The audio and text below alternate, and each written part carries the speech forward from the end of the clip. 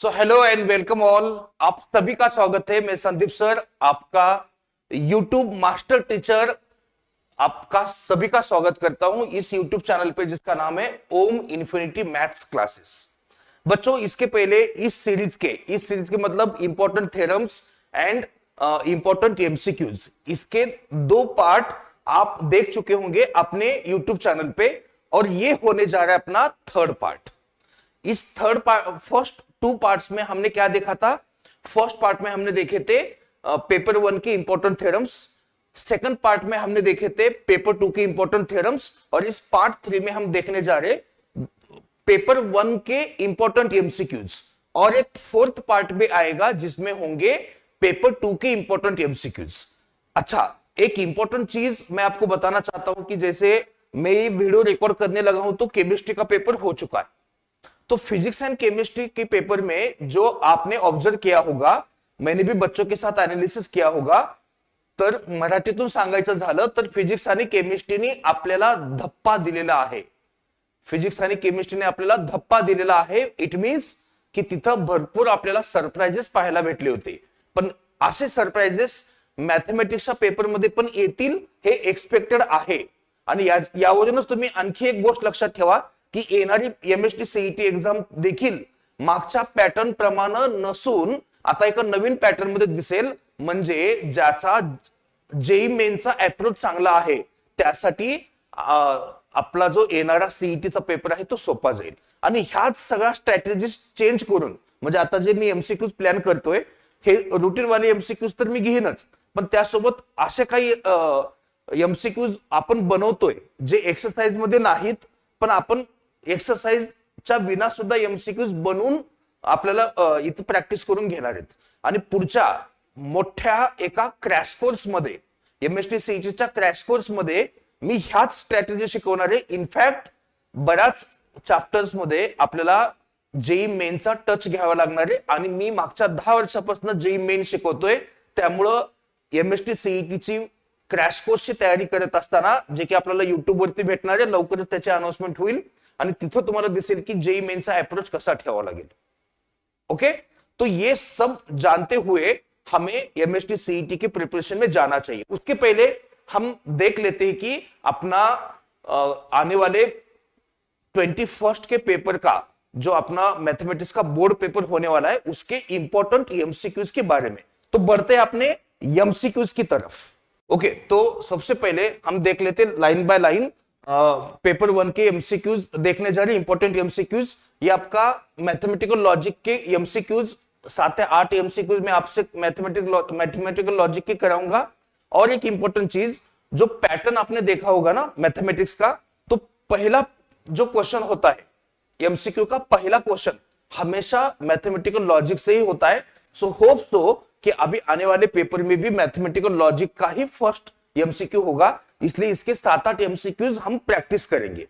तो पहला एमसीक्यू है जो कि मार्च 2024 में पूछा गया था कि इसका ड्यूअल निकालना है। दोनों सवाल ड्यूअल के हैं। तो ड्यूअल कैसे होता है बेटा? जब आप ड्यूअल फाइंड करते हो तब आपको ध्यान देना होता है कि आपका जो पी है वो पी ही रखना होता है, आपका जो निगेशन पी है आपका निगेशन पी ही रखना होता है, जो आपका एंड है वो इसको इंटरचेंज करके और लिखना होता है, और को इंटरचेंज करके एंड लिखना होता है। टी अगर होगा तो उसको रिप्लेस करके सी लिखना होता है, और सी अगर होगा तो उसको रिप्लेस करके टी लिखना होता है। बस इतनी सी इंपॉर्टेंट चीज आप याद रखना कि ड्यूअल में बस इतना ही करना होता है, बराबर। तो यहां पे आपको पी को पी ही रखना होता है एंड सो ऑन। तो इस हिसाब से देखो, टी का हो गया सी, ड्यूअल में टी क्या हो जाता है? सी। इसका मतलब ये ऑप्शन और ये ऑप्शन तो कभी होगा नहीं। और का होगा एंड, और का एंड होगा, पी एज इट इज रहेगा, और का होगा एंड, लेकिन यहां और ही बचा हुआ है, तो option B will be your answer. तो ज्यादा मैं इस पे एक्सप्लेनेशन नहीं करता, आपको पता है कि वेरी इजीली आप ये बना सकते हो। नेक्स्ट क्वेश्चन, ये भी ड्यूअल का ही क्वेश्चन है। तो आपको पता है कि dual of P and negation Q, ये क्या होगा? पी और निगेशन क्यू। लेकिन आप देख रहे होंगे कि आपके ऑप्शंस कभी मैच नहीं हो रहे, तो ए और सी तो इसका आंसर हो नहीं सकता, बिल्कुल भी नहीं होगा, तो बी और डी के बीच का होगा। अच्छा, बी को हम क्या लिख सकते हैं, आपको पता है कि B if and only Q को अपन लिखेंगे निगेशन पी और क्यू एंड निगेशन क्यू और पी, तो ये किसी भी हालत में इसके इक्वल तो होगा नहीं, तो बी भी आंसर नहीं होगा। अच्छा, डी हो सकता है क्या सर, तो negation P implies negation Q. एक बात देख लो कि ए इंप्लाइज बी बराबर होता है निगेशन ए और बी के, ये रूल होता है, ये आपका रूल होता है। और इस रूल के हिसाब से फर्स्ट स्टेटमेंट का निगेशन इंप्लाइज का हो जाता है और second statement as it is, और आपको दिख रहा है कि ये इसके साथ मैच होता हुआ दिख रहा है, मतलब कि आपका आंसर होगा ऑप्शन डी। तो बस इतना सा सिंपल सा चीज आपको याद रख के इसका आंसर बनाना था। तो बढ़ते अपने नेक्स्ट क्वेश्चंस की तरफ। तो देखिए, ये मैथमेटिकल लॉजिक के थर्ड एंड फोर्थ क्वेश्चन है। एक एग्जाम जो मार्च 2025 में आया हुआ क्वेश्चन है और ये वाला मार्च 2023। आप बोलेंगे सर हमें तो फिजिक्स और केमिस्ट्री ने काफी धक्का दिया है, तो क्या हम पीवाईक्यू करेंगे, हमें करने चाहिए मैथ्स में? तो बेटा पीवाईक्यू तो जरूर करने चाहिए, कितना भी पैटर्न चेंज करने की कोशिश करे, लेकिन कहीं ना कहीं पे तो पीवाईक्यू को थोड़ी इज्जत देनी पड़ेगी। ऐसे कभी नहीं होगा कि पूरे पीवाईक्यू एक तरफ होके पूरा का पूरा लेसन ही, मतलब क्वेश्चन पेपर ही नया बनेगा, ऐसे नहीं होता है। इसलिए एक बार गो थ्रू करो पीवाईक्यूज को। जैसे कि ये सवाल है, सेट ए दे रखा है जिसमें 1 2 3 4 5 ऐसे 5 एलिमेंट है, तो which of the following is not true. बच्चा काफी गलती करता है, कौन सा ट्रू है देख लेता है, थोड़ा क्वेश्चन को ध्यान से पढ़ो। आपको पूछा है नॉट ट्रू के बारे में, कौन सा ट्रू नहीं है। तो ये आपको पता है कि ये जो होता है, जिनको नहीं पता उनके लिए बता दूं कि ये होता है देयर एग्जिस्ट एटलीस्ट वन, और इसका मतलब होता है फॉर ऑल, बराबर, जिनको नहीं पता उनके लिए। तो देख लेते कि कौन सा ट्रू नहीं है, बताना है। इसका मतलब क्या हुआ, देयर एग्जिस्ट एटलीस्ट वन, मतलब कम से कम एक एलिमेंट सेट ए में ऐसा है जो x प्लस 3 इक्वल टू 8 बनाता है, ऑफकोर्स 5 इसको सेटिस्फाई करता है, तो ये स्टेटमेंट आपका हो गया ट्रू स्टेटमेंट। आपको नॉट ट्रू ढूंढना है, तो ये आपका आंसर नहीं है, हाँ गलती मत करना। इसका मतलब क्या होता है, देयर एग्जिस्ट एटलीस्ट वन, मतलब कम से कम एक एक एलिमेंट ऐसा है जो इसे सेटिस्फाई करता है, हाँ भाई, तो करता है ना, 2 + 2 4 < 9, 1 + 2, कम से कम एक भी एलिमेंट मिला तो ये सेटिस्फाई हो रहा है, तो ये ट्रू है, हमें नॉट ट्रू ढूंढना है। फॉर ऑल मतलब ये प्रॉपर्टी सभी के लिए एप्लीकेबल होनी चाहिए। क्या ये प्रॉपर्टी सभी के लिए है, मतलब for all x belongs to A, x + 6 > 9 हो रहा है? तो बिल्कुल भी नहीं, क्योंकि अगर मैं x की वैल्यू 1 लेता हूं तो 1 + 6 > 9 सबके लिए हो रहा है क्या? नहीं हो रहा है। अच्छा, ऑप्शन डी देखो, कम से कम एक x ऐसा है जो इसे सेटिस्फाई करता है, और है ना, 1 सेटिस्फाई करता है, 2 सेटिस्फाई करता है, 3 सेटिस्फाई करता है, तो ये ट्रू है, हमें नॉट ट्रू बताना है। तो option C will be your answer, कि इसने बोला है फॉर ऑल, सभी के सभी इस प्रॉपर्टी को सेटिस्फाई करते हैं क्या? नहीं, सभी के सभी नहीं करते, मतलब ये स्टेटमेंट गलत है, और हमें गलत वाला ही पूछा था। ये कंफ्यूजन आपके माइंड से क्लियर कर दो। नेक्स्ट भाई, पी एन क्यू एफ कब होता है? पी एन क्यू एफ होता है जब ये वैल्यू एफ हो और ये भी वैल्यू, अच्छा, एफ होने के लिए तो किसी एक को एफ होना सफिशिएंट है ना, लेकिन ये बात आप देख लो कि P इंप्लाइज क्यू, एफ सिर्फ एक केस में होता है, कि जब ये T हो और ये एफ हो, जब ये T हो और ये एफ हो। तो मुझे सिंपल सा आंसर इसका ये लगता है, T, एफ। और इस क्वेश्चन को मैंने अपने गेस्ट पेपर में भी इंक्लूड किया हुआ है। गेस्ट पेपर, यहां आई बटन आएगा, वहां क्लिक करके गेस्ट पेपर का प्लेलिस्ट आप देख सकते हो, या डिस्क्रिप्शन में उसका लिंक भी है। पूरे 4 पार्ट में गेस्ट पेपर डिस्कस किया हुआ था, एक साथ आपको एक प्लेलिस्ट में मिल जाएगा। तो सिंपल सा क्वेश्चन, इसको ज्यादा डिस्कस करने की जरूरत लगती नहीं मुझे वैसे, क्योंकि ये तभी पॉसिबल है जब टी इंप्लाइज टी और एफ होता है, तो इसके लिए, और टी और एफ यहां लगा देंगे तो एफ हो भी रहा है, तो option B will be your answer directly. Okay, चलो आगे बढ़ते। चलो, तो ये मैथमेटिकल लॉजिक के 5th और 6th एमसीक्यू है। तो यहां पे आपको क्या पूछा है कि निगेशन आपको फाइंड करना है, इसका सॉरी इसका निगेशन आपको फाइंड करना है, राइट। तो आपको पता है कि निगेशन में जब आप निगेशन फाइंड करते हो किसी स्टेटमेंट का, तो आपको रूल पता है कि वी रिप्लेस, आप रिप्लेस करते हो P विथ निगेशन P, मतलब जो भी स्टेटमेंट होगा, P होगा, Q होगा, R होगा, उसको निगेशन के साथ रिप्लेस करते हो। और अगर निगेशन P है तो उसे P के साथ रिप्लेस करते हो, एंड को और के साथ रिप्लेस करते हो, और को एंड के साथ रिप्लेस करते हो। टी होगा तो यफ के साथ रिप्लेस करते हो, यफ होगा या सी के साथ, कॉन्ट्राडिक्शन, या सी होगा तो टी के साथ रिप्लेस करते हो। ये चीजें आपको इंपॉर्टेंटली देखनी चाहिए।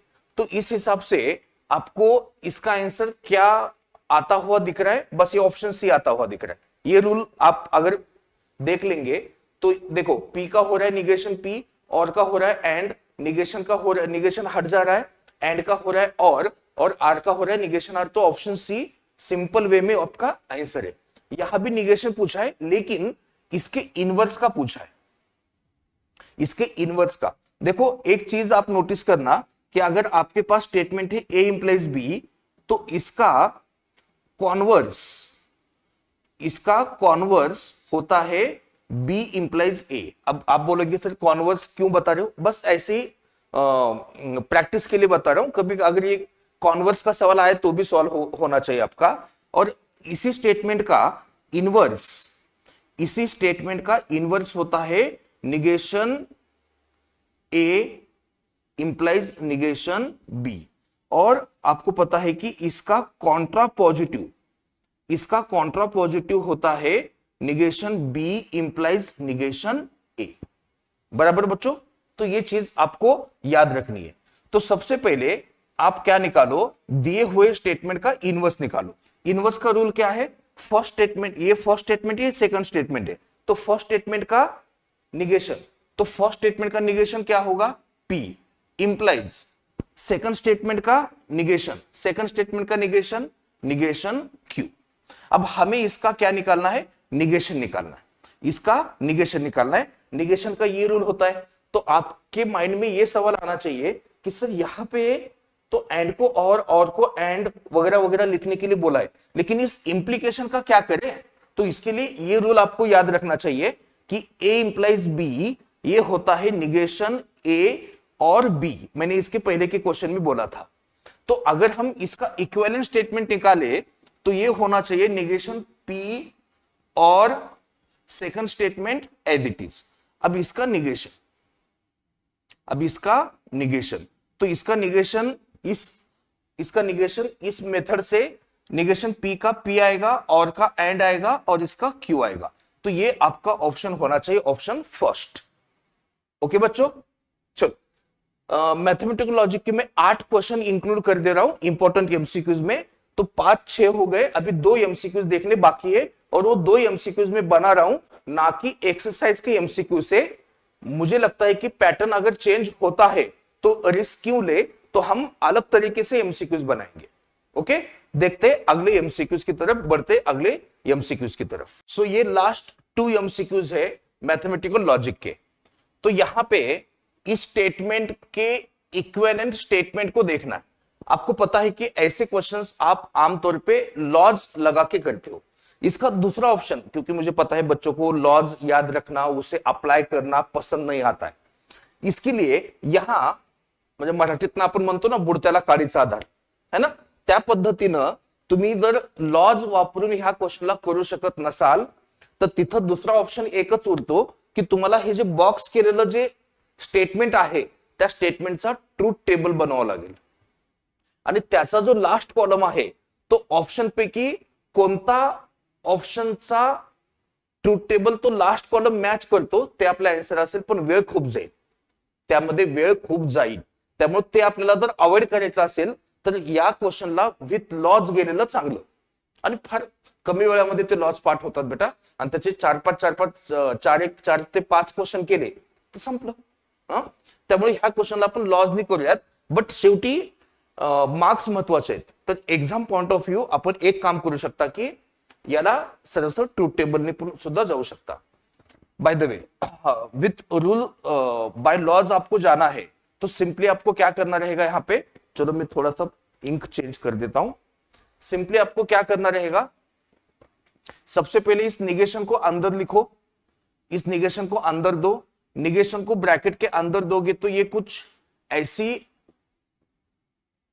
प्रॉपर्टी से जाएगा. और ये प्रॉपर्टी आपको पता है कि ये मैंने जो लगाया ये डीमॉर्गन्स लॉ है. डीमॉर्गन बाबू, डीमॉर्गन भैया, तो डीमॉर्गन्स लॉ लगा के हमने इसे सॉल्व किया हुआ, बराबर. तो डीमॉर्गन लॉ लगा के सॉल्व किया हुआ है. और आप बोलोगे सर एग्जामिनेशन में हमें ये लॉज वगैरह लिखना है क्या? नहीं बेटा, एमसीक्यू चल रहा है, आंसर से लेना देना है. आप कुछ भी करो, कुछ भी करो मतलब कॉपी मत करो, हाँ, तो आप आंसर से लेना देना है. तो मैं यहां पे मैं लॉज के नाम इसलिए लिख रहा हूं आपको समझ में आए, इसलिए इंपॉर्टेंटली. तो सबसे पहले आपको सिंपल एक दिख रहा है कि निगेशन पी एंड कॉमन निकलता हुआ दिख रहा है. तो निगेशन पी एंड अगर कॉमन निकलता है तो ये आपका ये बचता है. तो यहां पे हमने क्या लगाया, यहां पे हमने लगाया डिस्ट्रीब्यूटिव लॉ. तो यहां पे हमने लगाया डिस्ट्रीब्यूटिव लॉ, बराबर. तो निगेशन पी एंड इन दोनों का क्या होगा, टी होगा. ये लॉज आपको याद रखने पड़ेंगे. इसे बोलते हैं कॉम्प्लीमेंट लॉ. ये लगाया आपने कॉम्प्लीमेंट लॉ. और आपको पता है कि निगेशन स्टेटमेंट एंड टी होता है स्टेटमेंट और ये होता है आइडेंटिटी लॉ. एग्जामिनेशन में बिल्कुल भी लिखने की जरूरत नहीं है. और ये आपका बनेगा आंसर निगेशन पी बेटा. ऐसे आंसर बनेगा आपका निगेशन पी, या फिर टेबल से भी जा सकते हो. बाय द वे, यहां पे आपको इस स्टेटमेंट का क्या फाइंड करना है, इस स्टेटमेंट का आपको फाइंड करना है निगेशन. अच्छा, निगेशन का रूल मैंने पहले ही बोल दिया था. उस हिसाब से P and Q implies R. आपको पता है कि P एंड इसे आप लिख सकते हैं निगेशन Q और R. अब इसका निगेशन करना है. निगेशन का रूल क्या बोलता है कि जहां निगेशन नहीं है वहां लगाओ, एंड को और करो. जहां निगेशन है वहां हटाओ, और को एंड करो. जहां निगेशन नहीं है वहां लगाओ. तो ये किसी के साथ मैच हो रहा है क्या? देखो, ऑफ कोर्स ये आपका ऑप्शन डी के साथ मैच होता हुआ दिख रहा है. तो इसका आंसर ऑप्शन डी होना चाहिए बाय यूजिंग लॉज नहीं, निगेशन का जो रूल होता है ना, मैंने पिछले क्वेश्चन में भी समझाया था, बस उस तरीके से. तो ये अपने मैथमेटिकल लॉजिक के 8 इंपॉर्टेंट एमसीक्यू जो मुझे लगता है कि ये करने चाहिए आपको, इसका डिस्कशन हमें कर लिया. अब देखो, यहां पे आपके ट्रिग्नोमेट्रिक फंक्शंस के इंपॉर्टेंट एमसीक्यूज का डिस्कशन होने जा रहा है.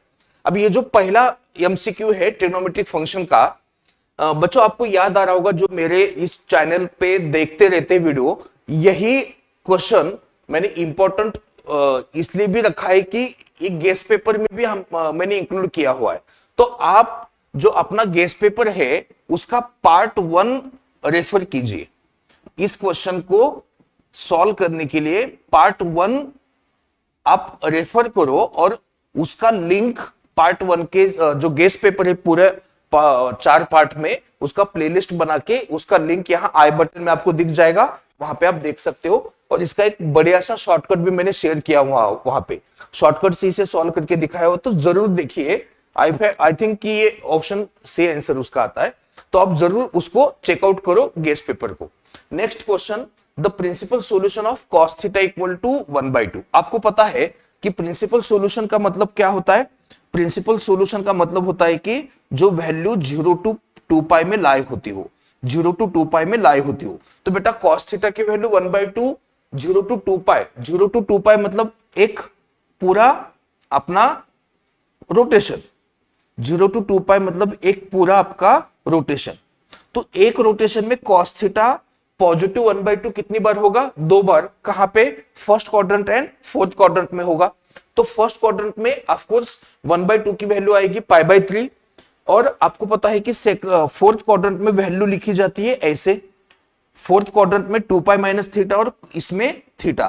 थीटा π/3 है तो 2π माइनस π/3, 3 to the 6 - 5 यानी 6 - 1 कितना 5π/3। सिंपल इसका प्रिंसिपल सॉल्यूशन होगा, बच्चे बच्चे को ये पता है, लेकिन बस मेरा काम है इसको रिवाइज करना। बढ़ते अगले क्वेश्चन की तरफ। ये ट्रिग्नोमेट्रिक फंक्शन के नेक्स्ट 2 सवाल है। ये आपका आईटीएफ से पूछा जा चुका सवाल है इनवर्स ट्रिग्नोमेट्रिक फंक्शन पे। तो ये जो आपका एक्सप्रेशन है जिसका वैल्यू आपको फाइंड करना है, ये तो कभी नहीं आएगा क्योंकि आंसर एंगल में नहीं नंबर में आएगा, क्योंकि कॉस लगा हुआ नहीं एंड पे।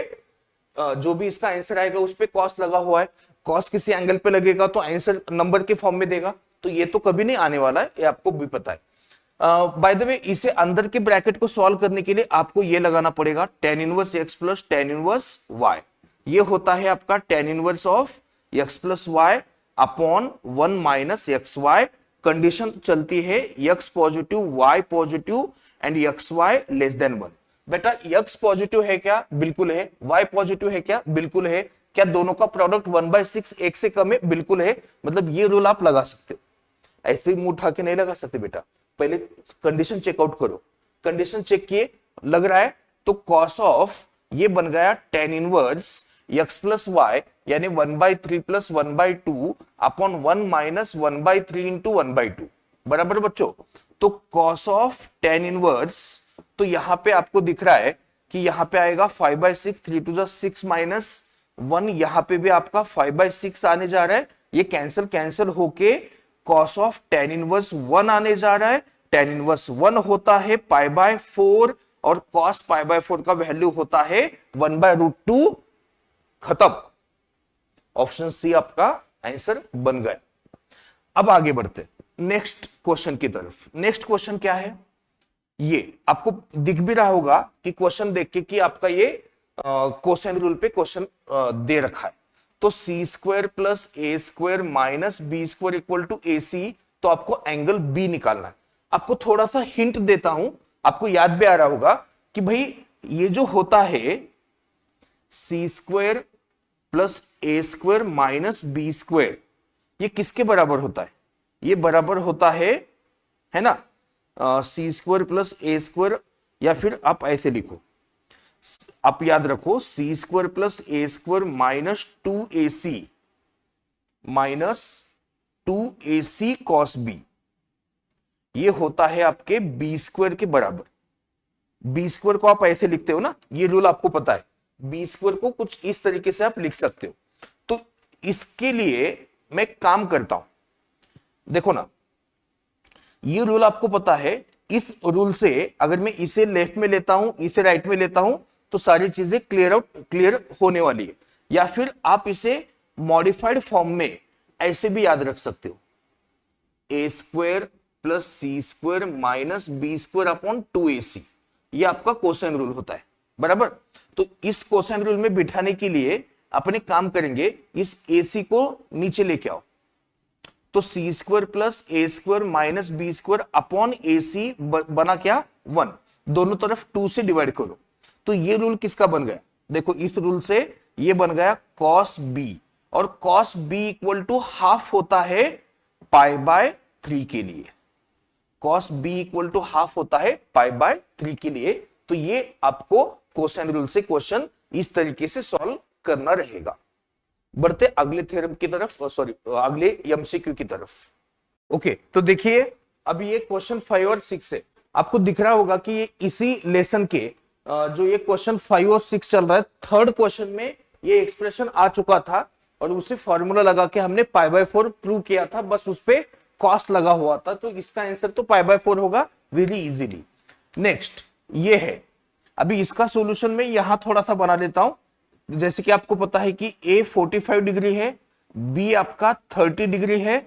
ओके, b आपका 30 डिग्री है, तो आपका एंगल c कितना होता है? आपको पता है कि ट्रायंगल के सारे एंगल्स का सम होता है 180 डिग्री। इसमें से ये 45 और ये 30 मतलब 75 यहीं पे खत्म हो गए, तो बचे कितने? 105। तो c 105 हुआ। ओके, अब देखो आपको क्या फाइंड करना है? आपको फाइंड करना है a b c। तो स्मॉल a होता है k साइन a, तो इसका मतलब k इंटू साइन a कितना? साइन 45 1/√2, तो ये बन गया 1/√2 k। स्मॉल b क्या होता है? ये होता है k साइन b, तो ये होता है k इंटू साइन 30 1/2, तो ये हो गया आपका हाफ के। और स्मॉल सी होता है के साइन सी, तो के इंटू साइन 105। भाई साइन 105 कितना होता है? साइन 105 होता है सर √3 + 1/2√2। कॉस 15 डिग्री के बराबर, क्योंकि 105 को आप 90 + 15 लिखोगे ना, साइन 90 + 15 वो बन जाएगा कॉस 15, तो √3 + 1/2√2, तो √3 + 1/2√2 ये के। तो यहां पे a/2 b/2 c आपको ऐसे लिखने मिलेगा 1/√2 के 1/2 के और √3 + 1/2√2 के। सबसे पहले तो के से डिवाइड करेंगे, तो 1/√2 1/2 और √3 + 1/2√2 इस तरीके से। और इसके बाद आगे अगर हम जाएंगे तो 2√2 से मल्टीप्लाई करो, 2√2 से मल्टीप्लाई करेंगे तो आपका ये बनेगा रेशो कुछ इस तरीके से, मतलब आपका आंसर आने जा रहा है ऑप्शन फर्स्ट। क्लियर? आगे बढ़ते। तो ये क्वेश्चन 7 और 8 है। तो ट्रिग्नोमेट्रिक फंक्शन के 8 एमसीक्यू डिस्कस करने जा रहे हैं अपन।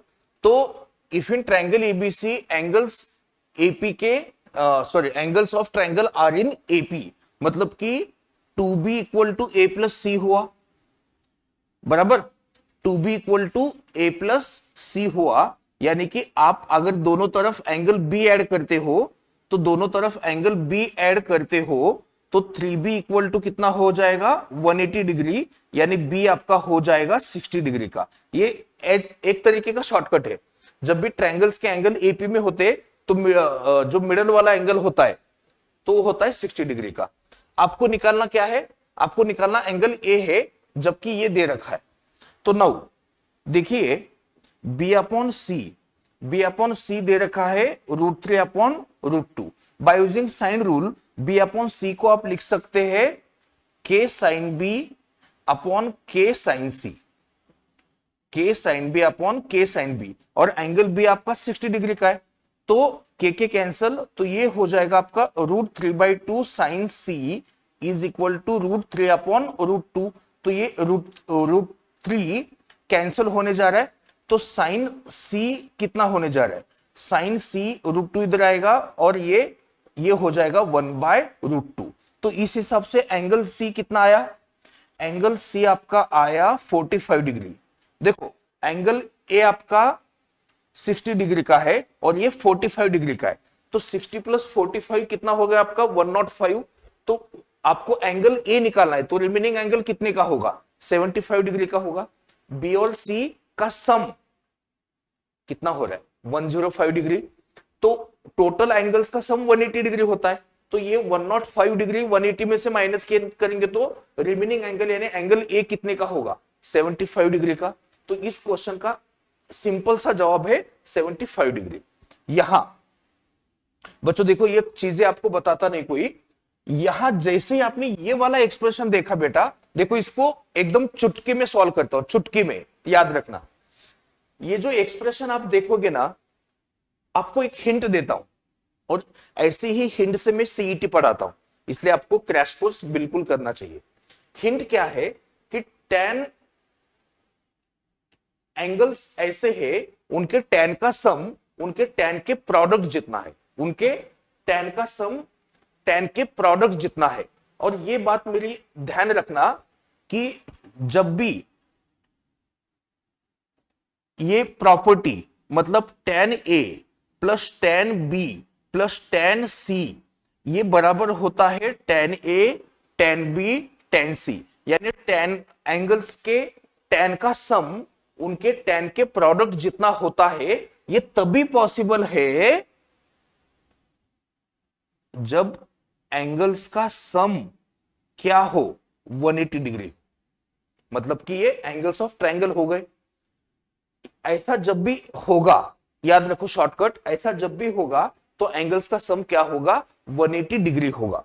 तो बस इतनी सिंपल सी बात आपको समझ में आ गई। तो क्वेश्चन देखो कितना फटाफट 10 सेकंड में सॉल्व हो जाता है। तो इस हिसाब से θ + 2θ + 3θ ये आपका क्या होने जा रहा है? 180। तो ये हो गया आपका 6θ = 180, बराबर बच्चों। 6 थीटा इक्वल टू 180, दोनों तरफ tan लगा दो तो आपको पता है tan 180 जीरो होता है। तो आपको पता है कि 6 थीटा आपको क्या फाइंड करना है, general solution. So 6 theta equal to n pi हो गया, क्योंकि tan जीरो होता है n पाई के लिए, और थीटा हो गया आपका n पाई बाय 6। इतना आसान तरीके से आपको कोई नहीं बताएगा बेटा, तो इतना इजी वे में बस 10 सेकंड लगेंगे, लेकिन ये होना जरूरी है कि tan के एंगल का सम उनके प्रोडक्ट जितना होना चाहिए, तभी आप ऐसा लिख पाओगे। ओके, तो बस 10 सेकंड में आपका आंसर मिल जाता है, देख लो इसे। बढ़ते आगे, अभी यहां पे आपको आगे वेक्टर्स के क्वेश्चन देखो, इसी सीक्वेंस में सवाल आएंगे ना, 8 एमसीक्यूज आएंगे। तो पहला mathematical logic, second trigonometric function, third कभी वेक्टर्स का आता है, कभी लाइन एंड प्लेन का आता है। थर्ड फोर्थ में स्विच होते रहता है वेक्टर और लाइन प्लेन के बीच में। तो पहले हम वेक्टर्स का देख लेते हैं, फिर लाइन प्लेन का भी देख लेंगे। तो ये सिंपल सा सवाल है, मॉड ए बार 5 दे रखा है, मॉड बी बार दे रखा है, मॉड ए क्रॉस बी दे रखा है, और ये निकालना। तो आपको पता होगा कि लैग्रांजिस आइडेंटिटी होती है, लैग्रांजिस आइडेंटिटी। और मेरे ख्याल से देखो, लैग्रांजिस आइडेंटिटी आप सभी को पता भी होगी कि लैग्रांजिस आइडेंटिटी क्या है, मॉड ए डॉट बी का square plus mod A cross B का square equal to mod A square और मॉड बी स्क्वायर। ये होता है आपका लैग्रांजिस आइडेंटिटी। इसका कॉस स्क्वायर थीटा और इसका साइन स्क्वायर थीटा, हाँ करेक्ट है, यही होता है। तो mod A bar dot B bar का square plus A cross B का स्क्वायर यानी 625 इक्वल टू मॉड ए का स्क्वायर यानी 25 इंटू मॉड बी का स्क्वायर यानी 169। तो mod A bar dot B bar का स्क्वायर इक्वल टू 25 इंटू 169, देखो माइनस 125, 625। तो यहां से 25 कॉमन लेंगे। अच्छा, ये कैलकुलेशन में थोड़ा सा यहां आपको रफ में करके दिखाता हूं। इन दोनों में से अपन 25 कॉमन निकालेंगे तो बनेगा 125 माइनस कितना बचेगा भाई, 25 बचेगा। तो ये बनेगा 25 इंटू ये बनेगा 144। तो 25 इंटू 144, और जैसे आपने इसका स्क्वायर रूट लिया, जैसे आपने इसका स्क्वायर रूट लिया तो इसका 5 इसका 12, मतलब आपका आंसर होने जा रहा है 60, आपका ऑप्शन बी। बस लैग्रेंजिस आइडेंटिटी लगा के ये सवाल आपका सॉल्व हो रहा है। अगला सवाल, अगला सवाल देखिए यहां पे, अगला सवाल कि यहां पे ये theta is angle between A bar and B bar दे रखा है, और आपको mod A bar dot B bar equal to mod A bar cross B bar दे रखा है। आपको पता है mod A bar dot B bar होता है mod A bar mod B bar cos theta, और ये होता है mod A bar mod B bar sine theta. तो ये कैंसल इसके साथ, और ये बनेगा आपका tan theta equal to 1। Tan theta 1 है तो आपका आंसर आएगा पाई बाय 4 और 3 पाई बाय 4। तो बात खत्म। तो इतना इजी तरीके से आप इसे सॉल्व कर सकते थे। नेक्स्ट क्वेश्चन की तरफ बढ़ते, जसे की आपण पाहतोय की आता हे क्वेश्चन 3 आणि 4 आहे। आधी मी 4 ला खत्म करून टाकतो, कारण हा क्वेश्चन 4 जो आहे ना, हा as it is me question 4 आपल्या गेस्ट पेपर मध्ये डिस्कस केलेला आहे। तर इथं तुम्ही माझ्या गेस्ट पेपरला रेफर करा, गेस्ट पेपरचा पार्ट 1 मध्ये तुम्हाला हे दिसून जाईल। तर याचा व्यवस्थित तिथं डिस्कशन केलेलं आहे। ए किंवा सी मध्ये काहीतरी आन्सर आहे, मला तेवढं फिक्स आठवत नाही, तर हे तिथं पाहून घ्या तुम्ही। Bye the way this question, अब यहाँ पे क्या है कि अल्फा बीटा गैमा, ये डायरेक्शन एंगल से अल्फा दे रखा है, बीटा दे रखा है, गैमा निकालना है। तो एक फेमस प्रॉपर्टी होती है, बच्चे बच्चे को पता होता है, क्या पता होता है कि we know that cos square alpha plus cos square beta plus cos square gamma क्या होता है, 1 के बराबर होता है। तो ये डायरेक्शन एंगल्स का या डायरेक्शन कोसाइंस का प्रॉपर्टी होता है। तो कॉस स्क्वायर अल्फा कितना हो गया भैया, कॉस 60 होता है 1/2, तो ये बन गया 1/4। कॉस बीटा 1/√2, कॉस 45 उसका square 1/2 plus cos square gamma, तो 1/4 प्लस 1/2 कितना हो गया, आई थिंक ये 3/4 होगा क्या, क्योंकि यहाँ 2 से 3/4 होगा। तो cos square gamma equal to 1 minus 3/4 तो cos square gamma equal to 1/4, यानी कॉस गामा आपका होगा 1/2, कॉस गामा कितना होगा आपका प्लस माइनस 1/2 होगा। इनफैक्ट क्योंकि डायरेक्शन एंगल 0 to 180 में मूव होते रहते ना, तो गामा आपका हो गया 60 और 120 डिग्री, 60 और 120 डिग्री। तो इसका आंसर आना चाहिए आपका ऑप्शन डी, दिल्ली। ओके, चलो वेक्टर्स के अगले सवाल की तरफ बढ़ते हैं। अभी ये क्वेश्चन 5 और 6 है। ओके, तो क्वेश्चन 5 और 6 में आपको यहां पे दिख रहा होगा कि mod A bar mod B बार, मतलब ए बार बी बार सी बार तीनों के आपको मॉडुलस दे रखा है, और आपको ये दे रखा है कि ये इसके बराबर है, और एंगल किसके किसके बीच का निकालना है, ए बार प्लस ए बार और बी बार के बीच में। यहां पे एक हिंट आपको दे देता हूं, जिन दोनों के बीच का, अभी ये पूछने के लिए तो ऐसे भी पूछ सकता था ना कि find angle between B bar and C bar, या फिर find angle between A bar and C bar. तो हिंट ऐसी है कि जिन दोनों के बीच का एंगल निकालने के लिए बोला है उसको एक साइड में रखो और बाकी वेक्टर को दूसरे साइड में। अब यहां मुझे ए बार और बी बार के बीच का एंगल निकालना है, तो आपको सी बार को राइट में भेजना पड़ेगा। अगर यहां सवाल ऐसे होता कि बी बार और सी बार के बीच में एंगल फाइंड करना होता, तो बी और सी को मैं एक साइड रखता और बाकी वेक्टर को दूसरे साइड। ये हिंट होता है, इसी से शुरुआत करनी होती है ऐसे क्वेश्चंस की। अब यहां पे आप मॉडुलस लेके स्क्वेयरिंग करो। अच्छा, यहां बस आप स्क्वेयरिंग, मतलब एग्जाम में तो नहीं लिखोगे क्योंकि एमसीक्यू है, लिखना नहीं है।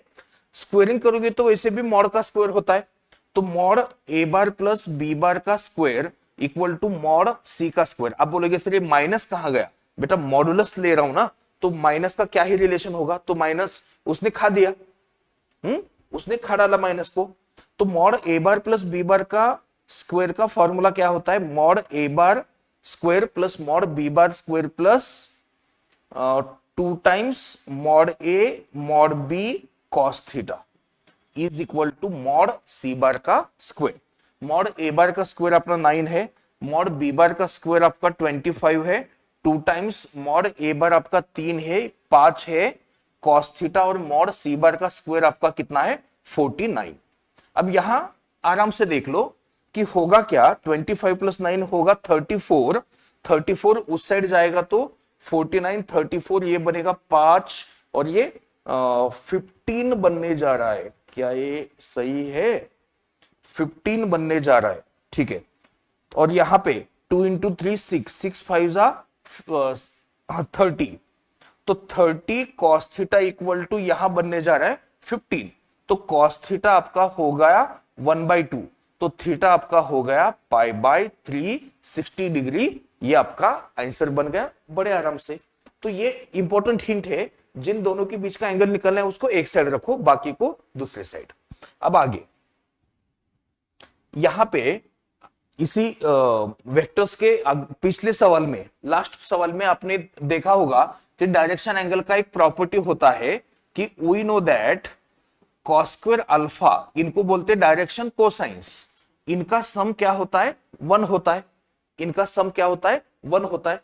और आपको पता है कि आपको जवाब देना है साइन की टर्म्स में, तो cos square alpha you can write it as 1 minus sine square alpha, cos square beta you can write it as 1 minus sine square beta, cos square gamma you can write it as 1 minus sine square gamma. Identity होती है ना, तो ये बन गया आपका 3 minus sine square alpha sine square beta plus sine square gamma is equal to 1। अब ये पूरी टर्म उधर, 1 को इधर, तो 2 equal to sine square alpha sine square beta plus sine square gamma. तो ये आपका आंसर बन गया ऑप्शन बी 2। आसान था बिल्कुल, ये एमसीक्यू आपको याद रखना। बढ़ते अगले एमसीक्यू की तरफ।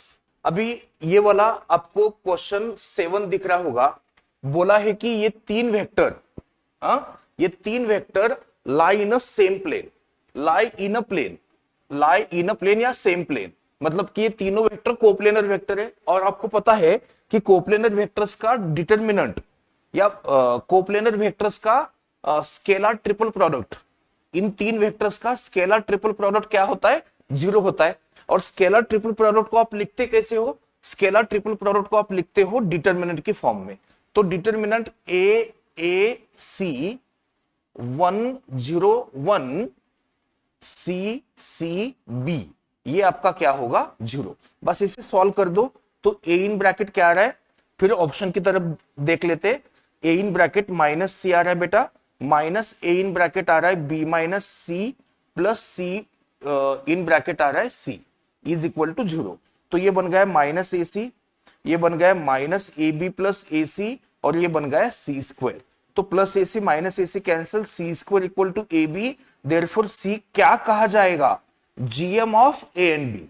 तो आपका आंसर होगा ऑप्शन बी, ये जीएम का रिलेशन है। C square equal to A B किसका रिलेशन है, जीएम का। और 2c equal to A plus B result आता तो मैं लिखता कि C is M of A and B, ऐसे लिखता, याद रखो। और अगर c equal to 2ab upon a plus B ऐसे रिजल्ट आता तो मैं लिखता कि c is HM of A and B. तो मैंने आपका बेसिक भी क्लियर कर दिया इस बहाने। नेक्स्ट क्वेश्चन, अब देखो इस क्वेश्चन को मैं आपके साथ एक शॉर्टकट शेयर करने जा रहा हूं, इंपॉर्टंट शॉर्टकट है। आमतौर पे क्या होता है, जनरली तुम्ही काय करता की असा क्वेश्चन दिला की ह्या बॉक्सची व्हॅल्यू काढायचे, तर आपल्याला माहिती की बॉक्स ए बार बी बार आणि सी बार असेल तर आपण त्याला A bar dot B cross C लिहितो आणि मग सॉल्व करतो। म्हणजे first vector dot next two वेक्टरचा क्रॉस, मग आधी आपण हे क्रॉस सगळं सॉल्व करून घेतो आणि मग बाहेरच्या वेक्टरचा डॉट आतमध्ये देतो। तसंही करू शकता, बट ह्या क्वेश्चनला करण्याची एक सोपी पद्धत सांगतो, इझी मेथड, जे आपण सीईटी मध्ये सुद्धा वापरू शकतो। And as a JEE teacher या शॉर्टकट्स आम्हाला माहिती आहेत। तर शॉर्टकट सिंपल आहे, आधी सरळ सरळ एक डिटर्मिनंट घ्यायचा आणि पहिल्या रो मध्ये पहिल्या वेक्टरचा ए बार बी बार सी बार चे कोइफिशियंट घ्यायचे। बर, आणखीन एक महत्वाची गोष्ट की तुम्ही ही शॉर्टकट तेव्हाच लावू शकता जेव्हा दिलेले 3 वेक्टर बॉक्स मधले दिलेले 3 वेक्टर हे ए बार बी बार सी बारच्या लिनियर कॉम्बिनेशन मध्ये हवेत। लक्षात घ्या, अगर बॉक्स के अंदर के तीनों वेक्टर अपने आप में ए बार बी बार सी बार के लीनियर कॉम्बिनेशन में होंगे तभी ये शॉर्टकट लगेगी। शॉर्टकट में क्या है, पहले वेक्टर के ए बार बी बार सी बार के कोएफिशिएंट, सेकंड रो में सेकंड वेक्टर के ए बार बी बार सी बार के कोएफिशिएंट, और थर्ड रो में थर्ड वेक्टर के ए बार बी बार सी बार के कोएफिशिएंट। बस आपका आंसर बन जाएगा। But this shortcut you not मतलब आपको एग्जाम में अलाउड नहीं है। बोर्ड में अगर ये क्वेश्चन थ्योरी में आता है तो याद रखना, ये सिर्फ एमसीक्यू के लिए बता रहा हूं। तो बस आप इसे सॉल्व कर देना। तो इसे सॉल्व करेंगे तो क्या आएगा, 1 इन ब्रैकेट 1 आ रहा है, माइनस 2 इन ब्रैकेट माइनस 1 आ रहा है, और माइनस 1 इन ब्रैकेट ये शायद 0 आ रहा है, ये 0 आ रहा है ना, ये 0 इंटू बॉक्स एबीसी, और कुल मिला के आपका आंसर बन रहा है 3 बॉक्स एबीसी। तो ऑप्शन सी बराबर। तो वेक्टर्स के इंपॉर्टेंट 8 एमसीक्यूज मैंने डिस्कस कर लिए। आई होप आपको समझ में भी आए होंगे, इसका बिल्कुल फायदा होगा बेटा, देख लो। तो बच्चों ये लाइन एंड प्लेन के क्वेश्चन डिस्कस करने जा रहे हैं। लाइन एंड प्लेन में आपको पता है कि सीक्वेंस वाइज फर्स्ट लॉजिक का सवाल, सेकंड ट्रिग्नोमेट्रिक फंक्शन का, थर्ड वेक्टर का, फोर्थ आता है लाइन प्लेन का, कभी थर्ड पे भी आ सकता है, लेकिन एमसीक्यूज में एक लाइन एंड प्लेन का क्वेश्चन जरूर आता है, देख लो। तो उसका प्रैक्टिस करेंगे। जो most important type of MCQs है उसको मैंने यहां पे डिस्कस करने के लिए लिया हुआ है, जरा ध्यान से देखना।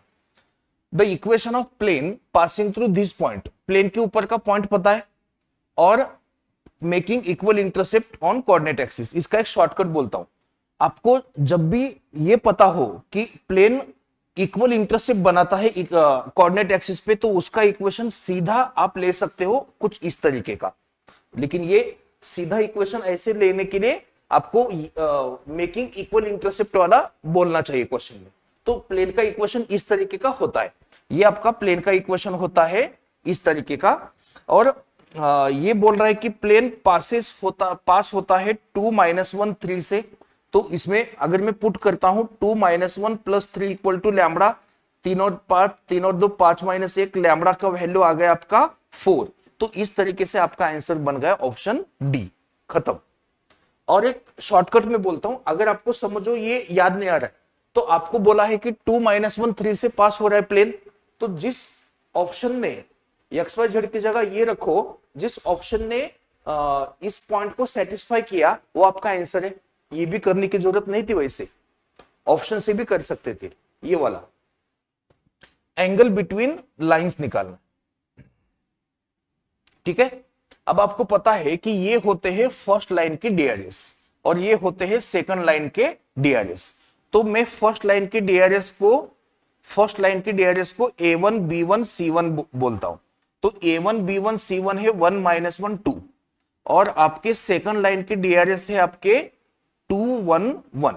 और आपको पता है कि एंगल बिटवीन लाइंस का फॉर्मूला, जब डीआरएस पता होते हैं तो एंगल बिटवीन लाइंस का फॉर्मूला आपका कुछ इस तरीके का होता है ये इस तरीके का आपका एक minute, A1 A2 plus B1 B2 plus C1 C2, ये शायद 0 आ रहा है क्या? 2 + 2 4, नहीं, ये कुछ अलग ही आ रहा है। तो cos theta equal to A1 A2 plus B1 B2 plus C1 C2 upon under root A1 square plus B1 square plus C1 square. यहाँ पे A1 square plus B1 square plus C1 square, और यहाँ पे A2 square plus B2 square plus C2 square. एक मैं chance ऐसे भी ले रहा था, देखो कि अगर ऊपर 0 बना तो नीचे का लिखने की जरूरत ही नहीं ना। ऊपर अगर 0 बनता तो थीटा 90 नहीं आता, थीटा 90 आता। मैंने चांस लेके देखा लेकिन बन नहीं रहा है, क्योंकि 2 - 1 1 आता है, 1 + 2 फिर 5 में बात चली जाती है, 1 + 2 3 में बात चली जाती है। तो cos थीटा इक्वल टू ऊपर आपको 3 बनता हुआ दिख रहा है और नीचे 4 5 6, ये √6 और ये √6। तो ये आपका 3/6 यानी 1/2 आता हुआ दिख रहा है। cos थीटा 1/2 है तो 60 डिग्री आपका आंसर आना चाहिए। ओके बच्चों, देखिए अब ये सवाल आपका क्वेश्चन 3 और 4 है, लाइन एंड प्लेन का। Vector equation of plane passing through ये और जो कि बी बार और सी बार को पैरेलल है। तो मैंने इसके पहले भी आपको एक इंफॉर्मेशन दी थी कि ये सीन कैसा हो रहा है। देखो ये कुछ ऐसे है, समझो ये जो है ये मेरा प्लेन है, तो इस प्लेन को ये दो वेक्टर्स क्या है, पैरेलल दिख रहा है। ये जो मेरा जो यहाँ पे जो रजिस्टर है, इसे अगर आप प्लेन मानते हो तो ये वेक्टर्स इसको पैरेलल है। तो इन दो वेक्टर्स का जो क्रॉस होगा, ये vector B bar and C बार है, इन दोनों का जो क्रॉस होगा वो परपेंडिकुलर टू प्लेन होगा, बराबर। ये परपेंडिकुलर टू प्लेन होगा क्योंकि इन दोनों का क्रॉस ऐसे जाता है ना, ऐसे वर्टिकल, तो वो नॉर्मल टू प्लेन होगा। तो सिंपल सी बात है कि आपका जो प्लेन इक्वेशन बनेगा ये कुछ इस तरीके से बनेगा, ऐसे, है ना। आमतौर पे जो प्लेन का इक्वेशन होता है, सॉरी ये लाइन का इक्वेशन हो गया शायद, जस्ट मिनट, सॉरी। तो आपको ये प्लेन का इक्वेशन बनाना है। तो r bar dot n bar equal to a bar dot n bar, ये होता है प्लेन का इक्वेशन, जो बेसिक इक्वेशन होता है। ये a बार होता है प्लेन के ऊपर का पॉइंट, इस बार भी a बार ही प्लेन के ऊपर का पॉइंट है, और n बार होता है आपका क्या, नॉर्मल। इस केस में नॉर्मल कौन है, b क्रॉस c। तो r bar dot b cross c equal to a bar dot b cross c, और इसे आप सिंप्लीफाई करोगे तो आपका r bar minus a bar dot b cross c is equal to 0 bar, ये निकल के आ रहा है। मतलब आपका आंसर होगा option C, very simple way में। नेक्स्ट, इस प्लेन का आपको क्या निकालना है, ओरिजिन से डिस्टेंस निकालना है। पहले तो हम जो प्लेन इक्वेशन है उसे कार्टेशियन में लिख लेते हैं। देखो कार्टेशियन में लिखने का तरीका काफी सिंपल होता है, आपको सिर्फ आईजे की जगह XYZ लगाना होता है, बाकी कुछ नहीं। आर बार को हटाना है और आईजे की जगह XYZ लगाना है। अब डिस्टेंस फ्रॉम ओरिजिन, इस प्लेन का डिस्टेंस फ्रॉम ओरिजिन का फॉर्मूला होता है -d upon under root a² plus b² plus c²। बराबर। जबकि आपका प्लेन इक्वेशन आपको ये समझना होता है, ax plus B Y plus C Z is equal to D, इस फॉर्म में आपको समझना चाहिए। अच्छा, डी राइट में ले आए तो यहां माइनस नहीं आएगा, तो that is equal to 78 upon under root 9 plus 16 plus 144। तो ये कुछ 13 हो रहा है, 78 अपॉन 13, तो क्या ये सिक्सा है? शायद ये सिक्सा है, 13 सिक्सा, 13 सिक्सा, हाँ बराबर है। तो ये आंसर आपका हो जाए ऑप्शन सी। बढ़ते आगे, सी। तो ये आपका रहा क्वेश्चन नंबर 5। क्वेश्चन नंबर 5 में क्या बोला है? Angle between lines. ये दो लाइंस की इक्वेशन है और उनके बीच का एंगल आपको निकालना है। इसी वीडियो में एंगल बिटवीन लाइंस का एक क्वेश्चन किया था, लेकिन उस केस में आपके लाइंस इक्वेशन थे कार्टेशियन फॉर्म में, ये वेक्टर फॉर्म में है। लगभग सेम तरीका होगा। ये लैम्बडा और म्यू के बाद जो होता है उस वेक्टर से लाइन के डीआरएस बनते हैं। तो डीआरएस कैसे बने? डीआरएस आर, ठीक है। इसके ऑप्शन लिखना मैं भूल गया, एक मिनट। इसके ऑप्शंस बेटा कुछ इस तरीके के ऑप्शंस है इसके ऑप्शंस कुछ इस तरीके के हैं, मैं लिखना भूल गया। Cos inverse 17 upon 21, cos inverse 20 upon 21, cos inverse 18 upon 21, जबकि 6 से कम 3 से कम होता है, और कॉस इनवर्स 19 अपॉन 21। इस तरीके के आपके ऑप्शन है। ओके, तो देख लेते। तो डीआरएस क्या है? डीआरएस है 326 एंड 122।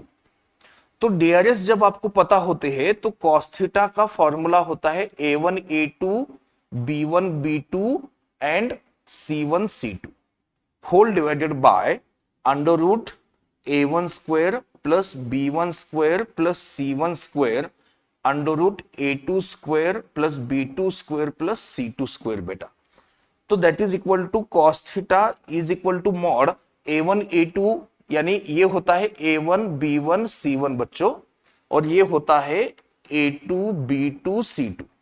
तो a1 a2 3 हुआ, b1 b2 4 हुआ, c1 c2 12 हुआ, डिवाइडेड बाय अंडर रूट, ये बन गया 9 प्लस 4 प्लस 36, और ये बन गया 1 प्लस 4 प्लस 4, ठीक है। तो cos theta is equal to 12 और 4 16 और 3 19। तो बस ऑप्शन डी आंसर आ रहा है, दिख भी रहा है। ये 7 आता है और ये 3 आता है, तो ये 19 अपॉन क्या होगा 21। Option D should be your answer. ये बन गया आपका सवाल। ओके, आगे बढ़ता। हाँ तो बच्चों देखिए, ये रहा आपका question 6 and 7। DCs of normal to this plane, इस प्लेन के नॉर्मल के डीसीएस निकालने। तो पहले आपको पता होना चाहिए कि कोई भी प्लेन हो, समझो प्लेन का कार्टेशियन इक्वेशन तो आपको पता है कि इस तरीके का होता है। तो ये जो एबीसी होते हैं एक्स वाई जेड के कोएफिशिएंट, ये होते हैं डीआरएस। ये क्या होते हैं? डीआरएस। तो ये डीआरएस होते हैं, आपको पता होना चाहिए। नॉर्मल क्या, नॉट प्लेन के, प्लेन को डीआरएस नहीं होते, डीआरएस डीसीएस होते हैं लाइन को। तो नॉर्मल जो है इस प्लेन का, उसके डीआरएस होंगे 2 - 1 2। अब आपको डीसीएस निकालना है, डीसीएस आर, डीसीएस आर। आपको पता है डीसीएस डीआरएस से डीसीएस निकालने के लिए आप क्या करते हो? उसको डिवाइड करते हो उसके मैग्नीट्यूड से। अब इसका मैग्नीट्यूड कितना? 4 और 4 8 और 1 9, मतलब 3। तो ये आपके डीसीएस हुए। मैग्नीट्यूड यानी अंडर रूट इनके स्क्वायर का सम, इससे डिवाइड करना होता है। तो आपका सिंपल सा आंसर दिख रहा है ऑप्शन ए। यहां नेक्स्ट क्वेश्चन दे रखा है कि ये लाइंस कोप्लेनर है। लाइंस कोप्लेनर होने का कंडीशन आपको मैं याद दिला दूं, ये होता है x2 - x1, y2 - y1, z2 - z1, a1 b1 c1 और a2 b2 c2 equal to 0। तो तो डिटर्मिनेंट x2 माइनस x1 यानी 1 minus 2 minus 1, 4 minus 3 plus 1, 5 minus 4 plus 1, a1 b1 c1, 1 1 minus k और k 2 1 इज इक्वल टू 0। तो k equal to क्या होता है, आप यहां पे प्लीज कमेंट में बताना, टाइमलाइन लगा के बताओ कि ये कमेंट करके आपको इस डिटरमिनेंट का वैल्यू फाइंड करना है और कमेंट में बताना है कि k का वैल्यू क्या आता है। ओके, टाइमलाइन इस क्वेश्चन का मैंने जब ये क्वेश्चन किया है ना, वो टाइमलाइन आपको कमेंट में डालनी आती है, तो प्लीज कमेंट में इसका आंसर बताइए क्या आता है। आपके लिए एज अ होमवर्क ये सवाल है। Okay, thank you. अब आपको निकालना है डीआरएस। इसके भी ऑप्शन में लिख लेता हूं, ऑप्शन में लिखना भूल गया, तो यहां पे ऑप्शन है आपके 4 5 7, 4 minus 5 7, 4 minus 5 minus 7 and option D -4 5 8। Okay, तो देखिए इसमें क्या होगा कि जब भी ऐसे टाइप का सवाल आता है कि दो लाइन से, देखो यहां पे जगह मेरी बची हुई है, तो यहां पे मैं बोलता हूं ये जो दो लाइन है ना, इन दो लाइंस को ऐसे मानो, लाइन 1 और लाइन 2 मानो। आपको ऐसे लाइन के डीआरएस निकालने हैं जो इन दो लाइंस को क्या हो, परपेंडिकुलर, मतलब कुछ इस तरीके का। ये देखो, ये परपेंडिकुलर है ना। तो आपको ये पता होना चाहिए कि इसका पैरेलल वेक्टर b1 बार जो बनता है इन तीन नंबर से, और इसका पैरेलल वेक्टर b2 बार मान लो जो बनता है इन तीन नंबर से यानी डीआरएस से। तो ये आपका ये जो वेक्टर होगा जो दोनों को परपेंडिकुलर होगा, ये ऑफ कोर्स आपको पता है कि ये क्या होने जा रहा है, b1 क्रॉस b2 होने जा रहा है। तो आपको इसके डीआरएस निकालने जो कि परपेंडिकुलर टू बोथ है, तो आपको निकालना पड़ेगा पहले b1 क्रॉस b2। तो b1 क्रॉस b2 निकालने के लिए आपको ij के इन दोनों का क्रॉस लेना पड़ेगा, है ना। 2 - 3 1 और 1 2 -2, इन दोनों का क्रॉस लेंगे तो अपना आंसर बन जाएगा। तो b1 क्रॉस b2 ये बनता है 3 to the 6 -2 4 i cap, j cap में -4 -1 -5, लेकिन ये +5 होगा क्योंकि j कैप नेगेटिव में आता है ना। तो -4 -1, k कैप में 4 + 3 यानी ये बन रहा है आपका 7 k कैप। तो डीआरएस क्या हो गए, डीआरएस हो गए 4 5 7। तो option A will be your answer. Okay, option A will be your answer. तो देखिए यहां पे जैसे कि मैं देख पा रहा हूं, ध्यान से देखना, मैंने क्या बोला कि आपने मैथमेटिकल लॉजिक के एमसीक्यू कवर किए, ट्रिग्नोमेट्रिक फंक्शन के कवर किए, वेक्टर्स लाइन प्लेन के कवर किए। अब पेपर 1 में बचता है matrices, pair of straight line और एलपीपी, लेकिन इन पे एमसीक्यू आने का चांस काफी कम है, इन पे एमसीक्यू आने का चांस काफी कम है, इसलिए मैंने उसको इंपॉर्टेंट एमसीक्यू में जगह नहीं दी। अब नेक्स्ट पार्ट में हम पढ़ेंगे कि पेपर 2 के इंपॉर्टेंट एमसीक्यूज कौन से हैं जो जरूर आपको करके जाने चाहिए। तो मिलते हैं अपने नेक्स्ट पार्ट में, जिसमें पेपर 2 के हम इंपॉर्टेंट एमसीक्यूज के डिस्कशन करेंगे। Thank you.